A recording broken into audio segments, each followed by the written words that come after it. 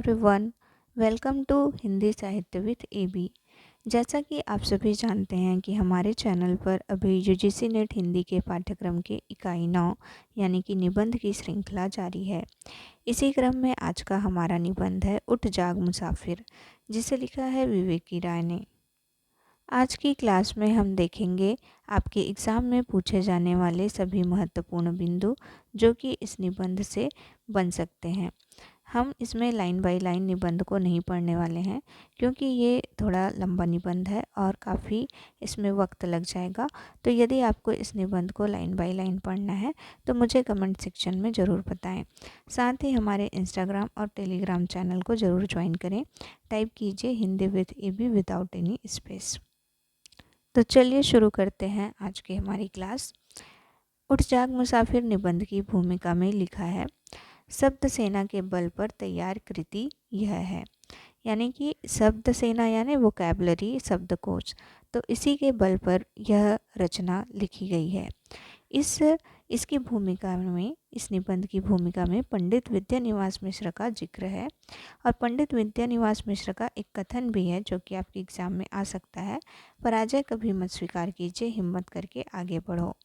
यह इनका कथन भूमिका में दिया हुआ है। फिर यह भी बताया है कि साहित्य अमृत पत्रिका में यह निबंध जो है प्रकाशित हुई है। तो इस तरह से यहाँ पर 3 क्वेश्चन बन सकते हैं। एक कि उठ जाग मुसाफिर निबंध जो है कौन सी पत्रिका में प्रकाशित हुई थी, तो साहित्य अमृत। दूसरा, पंडित विद्यानिवास मिश्र का जिक्र हमें किस निबंध की भूमिका में मिलता है, तो उठ जाग मुसाफिर। पराजय कभी मत स्वीकार कीजिए, हिम्मत करके आगे बढ़ो, यह उक्ति किसकी है, तो पंडित विद्यानिवास मिश्र। तो इस तरह से उठ जाग मुसाफिर निबंध के भूमिका के बाद हम देखते हैं कि इसका प्रकाशन वर्ष क्या है। इसका प्रकाशन वर्ष है वर्ष 2012 ईस्वी, और यह जो है उठ जाग मुसाफिर निबंध संग्रह में ही संकलित है। आपके बहुत सारे निबंध जो है सेम उसी नाम के निबंध संग्रह में ही संकलित हैं। तो ऐसे जितने भी निबंध हैं, कहानी है, कविता है, जो भी है, तो उनकी आप सूची बना कर रखिए। जैसे उठ जाग मुसाफिर, तो उठ जाग मुसाफिर निबंध का जो है वो उठ जाग मुसाफिर निबंध संग्रह में ही संकलित है। जैसे वैसे ही मेरे राम का मुकुट भीग रहा है, वो भी सेम है। तो इस तरह से इनको एक जगह लिस्ट बना करके रखिए ताकि आपको पता रहे कि इनका निबंध संग्रह इनके ही नाम पर है। तो उठ जाग मुसाफिर निबंध संग्रह में कुल 10 निबंध हैं। तो आप एक चार्ट बना सकते हैं, निबंध, निबंधकार, निबंधकार, निबंध संग्रह, और निबंध संग्रह में कुल कितनी रचनाएं संकलित हैं। तो इस तरह से आप ये जो है चार्ट जो बनाएंगे वो आपके एग्ज़ाम में रिवीजन के लिए बहुत ही हेल्प करेगा। तो इस तरह से आप अपने एग्ज़ाम में क्विक रिवीजन कर सकते हैं। तो चलिए आगे बढ़ते हैं कि उठ जाग मुसाफिर निबंध संग्रह में कुल 10 निबंध संग्रहित हैं। और इसमें पहला है मेरी दिनचर्या कुछ आयाम, दूसरा है नमो वृक्षेभ्यः, तीसरा है उठ जाग मुसाफिर। तो उठ जाग मुसाफिर निबंध संग्रह में उठ जाग मुसाफिर कौन से नंबर पर है, तो तीसरे नंबर पर है। यह क्रम आपसे पूछा जा सकता है, इसलिए इसे ध्यान रखना जरूरी है। चौथा है केना, पांचवा है ग्रीष्म बहार, छठवां है ततः किम, सातवां है 3 डंडियाँ चोट से उभरा समय और बवाल, 8 चिंता भारत के उजड़ते गाँव की, 9 गाँव पर बनाम गाँव में, और 10 सवाल जीने का। तो यहाँ पे गांव से संबंधित 2 निबंध इसमें दिखते हैं, चिंता भारत के उजड़ते गांव की, और 9वां है गांव पर बनाम गांव में। अगर इस निबंध के विषय वस्तु की बात की जाए तो इस निबंध में भी गांव की दशा दिशा, गांव की प्राकृतिक सुषमा और टूटते हुए गांव और घरों की चुभन मौजूद है। तो इस निबंध में भी किसकी बात की गई है, गांव की ही बात की गई है। निबंध में लेखक सामाजिक और सांस्कृतिक मूल्यों के विघटन से चिंतित है। यह एक ललित निबंध है। इसका मतलब जो इस निबंध के निबंधकार हैं यानी कि विवेकी राय, वे एक कैसे निबंधकार हैं, तो ललित निबंधकार हैं। तो अगर आपसे क्वेश्चन बनेगा तो बनेगा कि उठ जाग मुसाफिर निबंध में किसकी मतलब उसकी विषय वस्तु क्या है, तो गांव है उसकी विषय वस्तु, गांव के बारे में बताया गया है। या उठ जाग मुसाफिर निबंध में किसके बारे में बताया गया है, तो गांव के बारे में बताया गया है। और इस निबंध में लेखक किससे चिंतित है, तो सामाजिक और सांस्कृतिक मूल्यों के विघटन से चिंतित है। निबंध में 95 वर्ष के बीमार अध्यापक जगदीश बाबू का जीवन और उनकी यादों का उल्लेख निबंधकार करता है। तो देखिए इसमें जो मेन कैरेक्टर है यानी कि पात्र बोल सकते हैं, वह है अध्यापक जगदीश बाबू। और ये कितने साल के हैं, इनकी उम्र कितनी है, तो 95 वर्ष। निबंध में जीवन और मातृभूमि पर प्रकाश डाला है। निराला, कबीर और रविंद्रनाथ टैगोर और उनकी कविताओं का उल्लेख भी इस निबंध में मिलता है। तो देखिए निराला, कबीर, रविंद्रनाथ टैगोर, इनका जो जिक्र है वो बहुत सारे निबंधों में आपको देखने को मिलेगा। तो जैसे कि संस्कृति और सौंदर्य निबंध में भी आपको इनका जिक्र मिलेगा। तो आप इनको क्या कीजिए, जैसे मजदूरी और प्रेम निबंध में भी इनका शायद कबीर का जिक्र आया है, तो आप जो है उसको एक जगह नोट डाउन करके रखिए। इसके लिए आप कुछ इस तरह कर सकते हैं, एक तरफ लिखिए निबंध का नाम और इस तरफ लिखिए उल्लेखित व्यक्ति। तो उससे क्या हो जाएगा कि आपको एक बार में ही सारी चीज़ें क्लियर हो जाएंगी कि कौन से निबंध में किसका उल्लेख हुआ है। आप यहाँ पर चाहें तो पात्र या स्थान भी रख सकते हैं। तो इस तरह से आपको अपने एग्ज़ाम के लिए नोट्स तैयार करने हैं। अब हम देख लेते हैं इस निबंध की महत्वपूर्ण पंक्तियाँ। महत्वपूर्ण पंक्तियाँ या फिर गीत बोल सकते हैं आप, गीतों का क्रम भी पूछा जाता है, तो इस कारण से इसे देख लेना इम्पोर्टेंट है। पहला तो ये है कि जवानी संचय होती है, ये एक्चुअली 4 लाइन का है। ये कुछ ऐसे है, जवानी संचय होती है, बुढ़ापा दान होता है, जवानी सुंदर होती है, बुढ़ापा महान होता है। तो बुढ़ापे के बारे में यहाँ पे बात कही गई है और ये कुछ इस फॉर्म में है। बूढ़ों के साथ लोग कहाँ तक वफा करें, लेकिन न आती मौत तो बूढ़े भी क्या करें। ये भी आपके 2 लाइन में है, इस तरह से, लेकिन ये इसमें एक ही लाइन में मैंने लिख दिया है। माता बिन आदर कौन करे, बरखा बिन सागर कौन भरे, राम बिन दुख कौन हरे। तो इस तरह से इसमें बुढ़ापे के बारे में है, बूढ़ों के बारे में है और राम और माता के बारे में है। अपना दीप अपने आप, अपना जिया अपना वेद, तो अपना के बारे में भी है, निज के बारे में भी है, अपने अनुभवों की राशि बिल्कुल पुराण।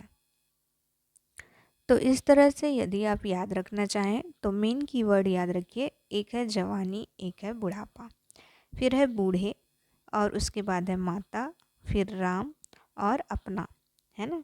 ये 5-6 कीवर्ड आप याद रखेंगे तो आप याद रख पाएंगे कि यह कौन से निबंध की पंक्ति है। फिर और पंक्तियां हैं, अब अपना और पराया क्या, आबाद रहे जीने वाले, हम स्वयं बंधे थे और स्वयं ही सारा बंधन तोड़ चले। तो यह पंक्ति भी आपके निबंध की है। फिर अंतिम पंक्तियाँ जो है वह है, उठ जाग मुसाफिर भोर भई, अब रैन कहाँ जो सोवत है, जो सोवत है सो खोवत है, जो जागत है सो पावत है। तो ये तो आपकी महत्वपूर्ण लाइन है क्योंकि इसमें उठ जाग मुसाफिर यह वर्ड आया है। इससे ही आप समझ जाएंगे कि यह उठ जाग मुसाफिर निबंध की पंक्ति है। इसमें एक महत्वपूर्ण पंक्ति यह भी आती है कि स्वयं दुखी ना होना, ना दूसरों को दुखी करना बड़ी बात है।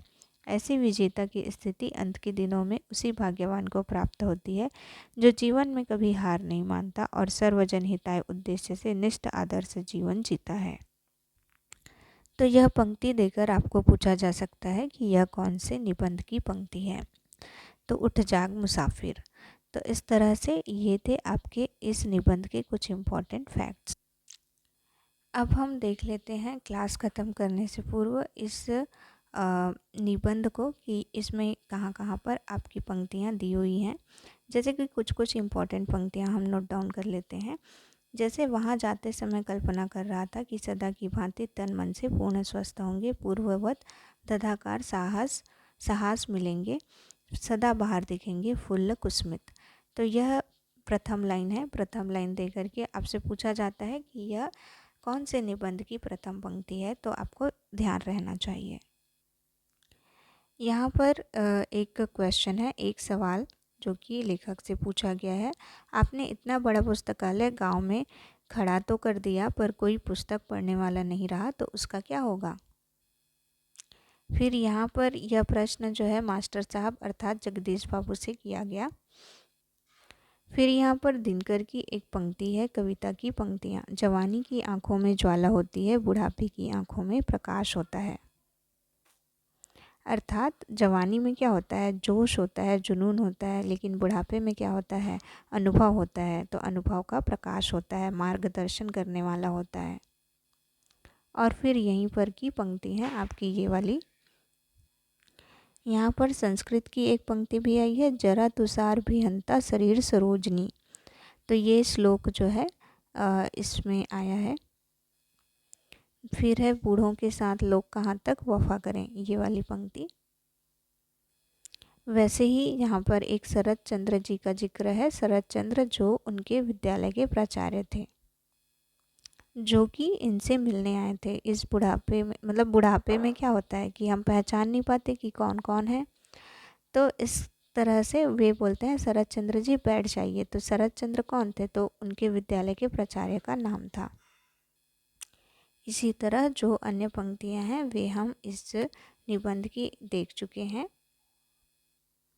अगर मैं इसके अंतिम पंक्ति की बात करूं, तो अंतिम पंक्ति है, ये इसकी अंतिम पंक्ति है। अंत में बता दूं, उस दिन मास्टर साहब को एक विजेता की स्थिति में देखा। तो इस तरह से इसी के साथ ये निबंध जो है समाप्त होता है। और इसमें की कुछ पंक्तियां हैं जो हमने डिस्कस नहीं की थी, वह आप नोट कर सकते हैं अगर चाहें तो। जब खेती चिड़िया चुगदारी फिर पछताए क्या होवत है। तो इसमें भारत माता वंदनी का जिक्र है, जिसमें यह आह्वान जो है किया गया है, एकजुट होने का आह्वान और कुछ करने का आह्वान। और इसमें जो उठ जाग, ये वाला जो उत्तिष्ठत जागृत वाला भाव है, उठ जाग मुसाफिर।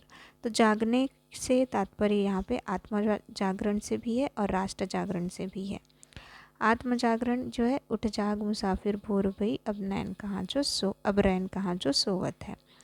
और राष्ट्र जागरण का क्या है, जब खेती चिड़िया चुगदारी फिर पछताए क्या होवत है।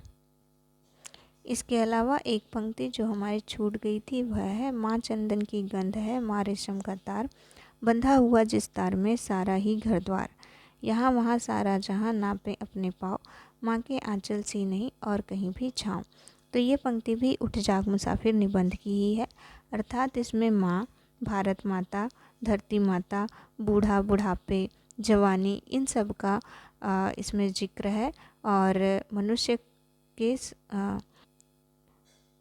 जो गांव है उसका भी जिक्र है ना। तो किसी दिन हम ये निबंध लाइन बाय लाइन पढ़ेंगे। आप हमें कमेंट सेक्शन पर बताइए कि आप ये निबंध लाइन बाय लाइन पढ़ना चाहते हैं या नहीं। तब तक के लिए हम आज की क्लास यहीं पर समाप्त करते हैं। धन्यवाद।